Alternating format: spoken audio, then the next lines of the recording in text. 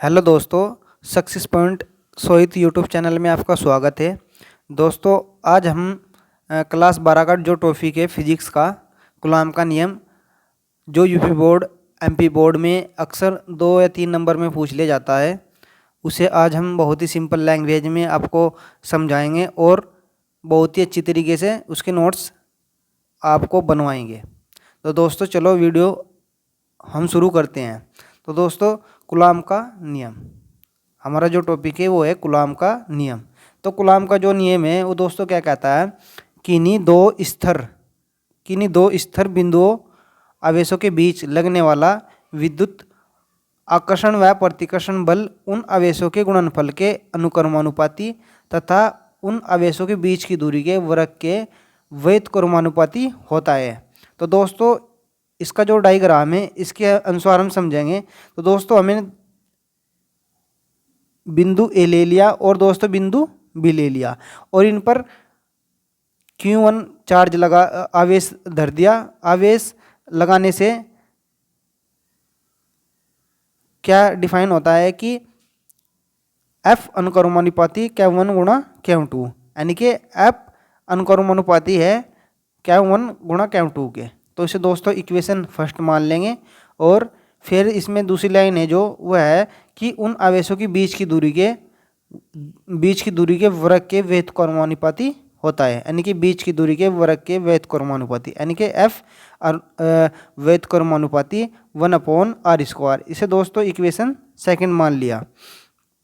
अब दोस्तों इसमें हमें एक लाइन लिखनी है कि माना Q1 व Q2 दो आवेश जिनके बीच की दूरी r हो, तब उनके बीच लगने वाला विद्युत वाहक बल F होगा।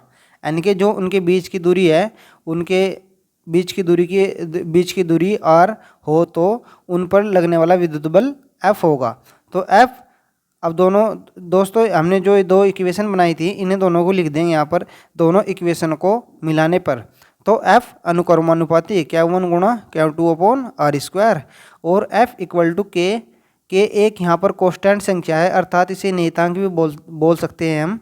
तो K इंटू Q1 गुणा Q2/r²। K का जो मान होता है वो 1/4πε0 होता है और इस समीकरण में रखने पर। तो दोस्तों F इक्वल टू 1/4πε0 और Q1 गुणा Q2/r²। तो दोस्तों जो बल का मात्रक होता है वो न्यूटन होता है। तो दोस्तों अब यहाँ पर एक लाइन होल्ड लिखेंगे, वेहर ε0 निवार्त की विद्युतशीलता होती है। तो दोस्तों इसका जो मान होता है वो यहाँ पर लिखेंगे कि 8.85 गुणा 10⁻12 coulomb square upon newton metre square. दोस्तों इसकी जो डायमेंशन होगी, यानी कि इसका जो V में सूत्र हो जाएगा, वो कभी कभी यूपी बोर्ड में या मध्य प्रदेश बोर्ड में 1-2 नंबर में पूछ लिया जाता है। तो दोस्तों उसका जो डायमेंशन होगा M इनवर्स इंटू L⁻³ और T⁴ और A⁻² होता है।